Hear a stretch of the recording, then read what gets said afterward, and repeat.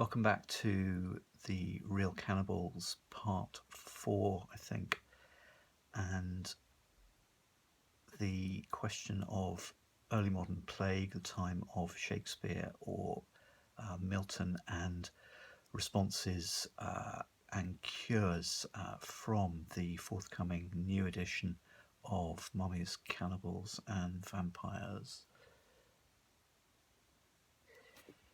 Unicorn's Horn. Brief history of the unicorn.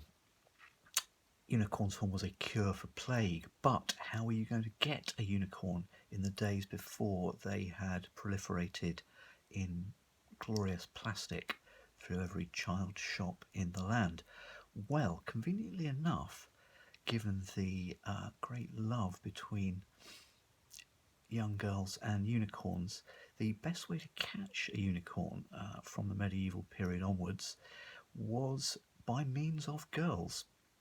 Why? Well, because the unicorn, normally a shy creature, as you would be if your horn was worth £10,000, Elizabethan valuation, would stop and wonder at the sight of girls, whereby you could net the beggar and carry it off to the apothecary.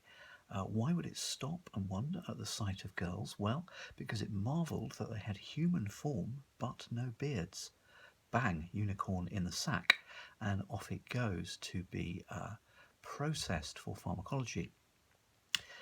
How do we know this could be true? Well, because Queen Elizabeth I had a unicorn's horn, worth indeed, as I've said, £10,000. It was a lot of money in about 1590 something. And you would powder the unicorn's horn as a cure for plague. Now, of course, your golden scenario was to lead the unicorn on a chain up to the chemist's, chop off its horn for the wealthy buyer, and be quite clear that you were getting the real article. In fact, of course, you were getting nothing of the sort. You were actually getting, if anything, the horn of the narwhal, which did exist if you could catch one.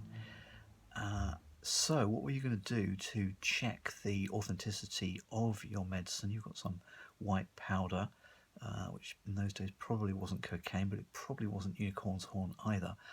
And, well, the trick was this. William Davenant, the supposed bastard son of Shakespeare and creator of an early opera, as well as a lot of lurid tragedies, was given the task of verifying the status of St. Unicorn's horn.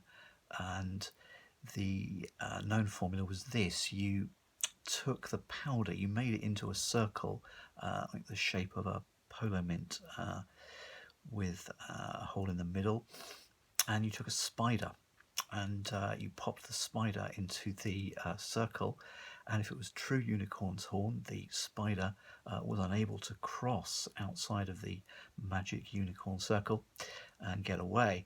Davenant tried this with little success for many minutes, the spider happily wandering across the sacred ring of unicorn's horn as it pleased. Okay, second method of escaping the plague for the rich coming up in a moment.